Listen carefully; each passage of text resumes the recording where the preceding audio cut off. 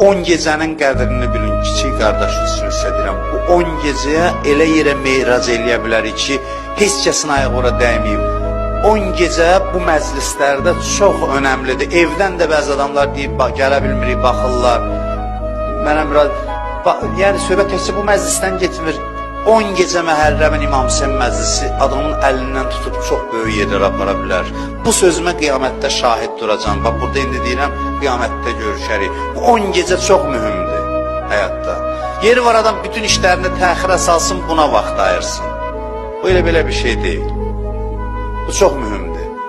Hər gecə bir irfan mərhələsidir. İmam əlimizdən tutub aparır.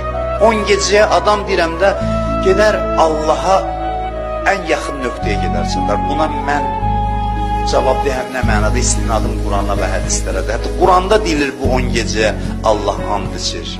Və ləyalin əşr.